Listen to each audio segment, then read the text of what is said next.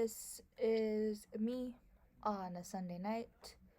Uh, been tired out of it, but I wanted to get this video up. So, excuse my acne filled face and me looking like I'm bumming it because I am. So I wanted to review the movie that I watched last night, and that is Halloween Kills, the next last part of the Halloween series, Michael Myers series. I liked the last one. The thing is, okay, my parents grew up watching these movies. I did not watch pretty much like any of like the Freddy Krueger movies, the Michael Myers movies, the any of those. Like I did not watch them. I watched the newer ones. I know that the other ones are really good and everything. I just haven't gotten around to watching them. So I've watched the newer ones. I watched, I think, the one before the last one and then the last one. So yeah.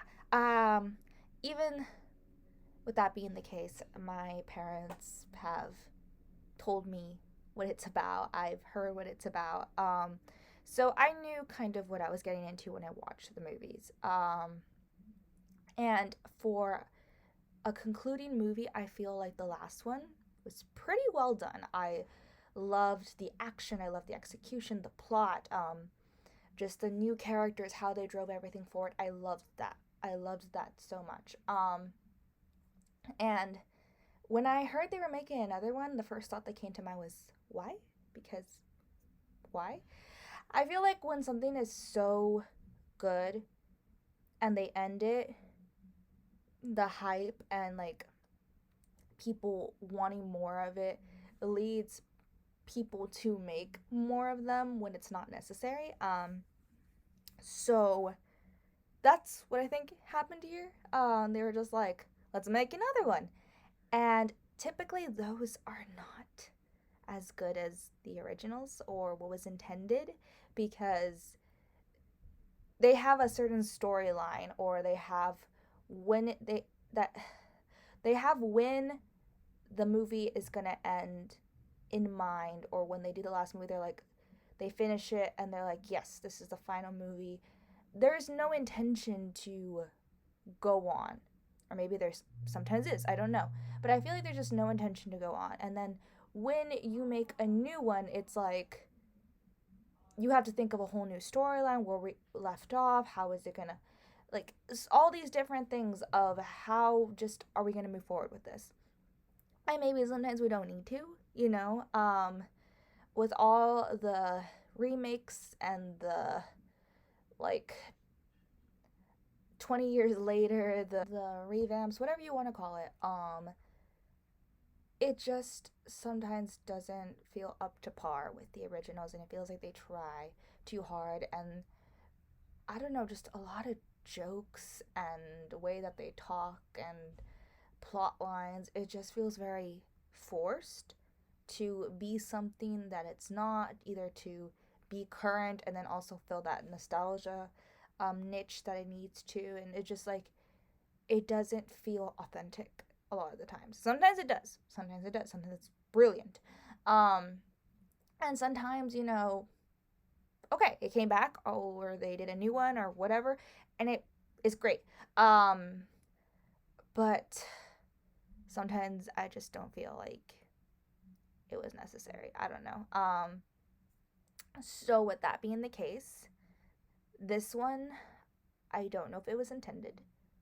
I don't think it was intended. I really felt like the last one was intended to be the last one. And I just didn't like it. Like, I just didn't like it. There, the main character barely showed up, and when she did, it she was in the hospital. The daughter, like, there wasn't so many scenes about the family, which I really appreciated in the last one, and the storyline. It just turned into something metaphorical. It just, I don't know, it was weird. So basically, we start off, and the movie starts off with, and I haven't seen the previous ones. I guess a scene from one of the older movies about a cop, and he shoots his friend accidentally because he's trying to get Michael. And then no, no, no, no. It See, I already forgot because I'm just like, there were so many different components of this movie that the movie didn't start off until like present day, until like maybe a good, I want to say 15 minutes in. There was so much before it of like the past, and then there was going back to where we left off. One of the daughter's boyfriend, he found the cop that apparently, sorry, shot the guy, but that was later on down the line. So it's like back and forth of like he made that mistake. Um, and it feels like there's more to it, but I think that they were kind of trying to like hint at they would like explain that later, but I didn't really get that. It was more sort of like I felt like there was missing information, but I didn't know they were going to disclose it to us. And so then we open up at a bar scene where, well, back in the past, in the clip where they were showing parts of the past, they were also showing like an instance where Michael was about to like he was walking through the streets and he approached this one kid who was like being bullied and stuff, and that kid didn't get killed. He just kind of disappeared and walked off. um, and so later on in the bar scene, it's that kid grown up. Turns out he's the father of the guy that the teenage girl is dating, who is Laurie's granddaughter. And then there's other like survivors there, and they're just like, it's Halloween, they're toasting. Apparently it's happening the same night that all the things from last time happened. And we see also a clip of Laurie and her grandchild and her daughter all in the truck, and there's firefighters going to go put out the fire, and they are like, no, don't do it, like, no. And then like it shows a scene where the firefighters are at the house, and basically one falls to the floorboards, ends up where Michael is, and then the other one is trying to get the guy out, but then he gets Michael out. Then Michael comes out, kills everyone in like his superhuman way, but it feels like more exaggerated in a lot of ways. And so then people are getting killed, people are afraid, the people at the bar find out, and it just becomes this whole manhunt to finally kill him. Some of the survivors end up dying right away. And yeah, it just, everyone goes crazy, and it just becomes this huge metaphor of like the humans, the people are really the monsters. He's making them crazy so that their inner monsters can come out, basically, and it feels like something out of the Twilight Zone. Um, do you remember that one Twilight Zone TV show episode where it's basically like the aliens? I forgot. I loved this one growing up too. Basically, they are making things happen, and the people think that someone in the town is doing it, and they're like all pointing fingers, and they end up like turning on each other. That's what it felt like. Apparently also in the bus crash that Michael was in, or maybe a different one, two other inmates escaped, and apparently like they were running around or something, but we only saw I think one. And he ended up at the hospital like asking for help and everything, and everybody thought that that was Michael, and for whatever reason they just were like, that's him, and then they were like charging at him and like trying to kill him, and this guy looked genuinely helpless. And then the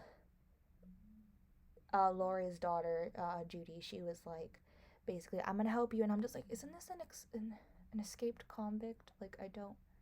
I don't quite understand, like, what is his intention, like what is the point of him being here? I don't understand. Then he ends up being really afraid and overwhelmed, and because these people are going after him, and jumps out the hospital window, and it's just like, okay. um and it's just all these events start happening. They're like basically trying to find him. They find out that he goes back home. So they go to the house. The dad ends up dead. The boyfriend ends up dead. Then the mom comes because the girl's there and she's about to die. And then the people who own the house, they died. And again, I didn't watch the originals, but in the last one, from what I remember, I don't think the I don't think he puts like masks and pumpkins on their heads and everything. I don't think he did that in the last one. I don't know. I might be wrong. I mean, I just felt like it was way too like much of that. It's like he killed this. This is what they look like. He killed. This is what they look like.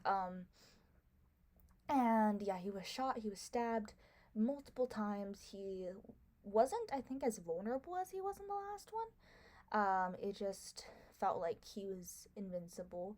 And then they were playing at the aspect like he is just like not human, which they did. I just felt it wasn't done right. Like I don't know. And then, like I said, the granddaughter, the mom, and the mom I think came out the most, and then Lori, she came out I think second. No, her and the granddaughter came out about the same amount of time, but it was mainly just everybody else, and then like the survivors came out I think a lot more. And so the main like three were only around for like the main parts. So Lori just gets out of basically surgery and everything. She wants to go out and she like can't. She like goes only so far as like where the waiting room is with all this horde of people and everything.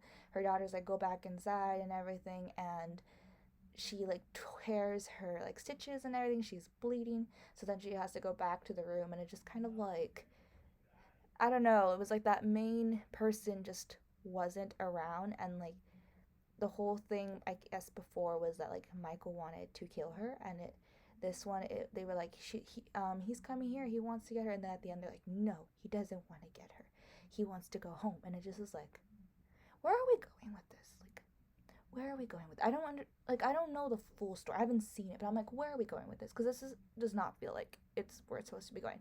And so anyway, the police officer from the beginning ends up in the same room with Lori. They know each other, and basically, like towards the end, like she's saying like everyone that he kills, he gains power. I don't think he's human anymore. He can't be killed. Do you see what he got out of? And this, and it just like that is sort of how we end it, like, and then it just goes back and forth from that scene to well before that, the granddaughter's at the house, the mom comes, takes off his mask, and I would have loved to see like a snippet more of his face. Like I just felt like we got little side views, and like she stabs him with a pitchfork, and basically like no, like a rake. I'm losing it. Those rake things. I think it's a pitchfork. The ones we use for like for your backyard to like clean the dirt and stuff. But they also use it like on farms and stuff. Pitchfork, right? No, I don't know. So basically like she like stabs him in the back, and I was just like, me just watching, I was like, can you could have just cut his head off, or not trying to go there, but at the same time it's like there's more you could have done here, like why? And then she just walks away and she leaves the weapon that she was using. I'm just like, and she just goes for the mask and she runs off, leaves her daughter there, because her daughter has a broken leg at this point, and she goes into a street, and there is all these people, and they start attacking him with bats and knives, and just is like, how does he go down? I don't know, but he goes down because he came out of like the fire and people had axes and chainsaws, and he still managed to kill everybody. So the fact that a bat was like, it managed to phase him. I don't know. And so he ends up on the ground and everything, and then the mom and the daughter end up like outside the house. There's police and everything, but somehow they leave the body. Like they think he's down, but like they leave the body over there with all the other people, and the police is just with them, and like all these other people are just vulnerable. And then it goes back and forth with Lori and the police officer, and she's saying all this stuff, and then he gets up, and then he starts killing everybody, and then Judy ends up going to the room where everything first started in the house, and she's looking out the window. I'm like, okay, if the first shot was her and her daughter at the door, there was police officers at the door. That means if Michael went in, he would have to kill all of them to get to that place. So I assume that they're all dead, but it didn't show, and because he ends up being behind her when he was down with the other people and had killed them. So there had to be a way for him to get up there, and I assume he would go through the front door. So I assume they are all dead. So now Laurie's daughter's dead. I don't know if her granddaughter's dead, and then it just kind of ends, and that's it. And I'm just sitting there like, didn't like it, didn't like it, didn't like it. Didn't like the beginning. I thought we were going somewhere, then I realized we were almost done with the movie, and then it was over, and that's how it ended. And my thoughts are, I wanted more. I wanted so much more, and for it to be different, to have been different. Because yeah, it just was like, huh? And then it was revealed that again that going back to the cop, that the cop basically like they were gonna shoot him back in the day, and he like was like, no, don't do it, like basically thinking that he can still be saved, or that he was human in some way. And then he was like, no, he's a monster, and that's what provoked the whole conversation about her saying like, no, he's basically immortal. And I'm like, how? Why? Okay, it's ending. All right, it's over. That's how I felt.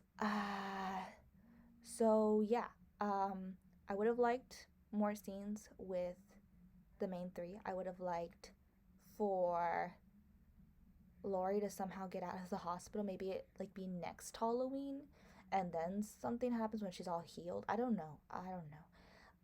The whole mob thing, everyone going crazy, too much. Could have been a little bit less. Uh, yeah, I think they just tried to make it something that it wasn't. And it felt like the characters were just different characters from who they were in the last movie. Um, yeah, that's basically it. I have nothing more to say on that, but yeah. So that's it. This is going to be the last video for this weekend. I try to film most of my videos during the weekend, which is why you guys get like a whole bunch of them.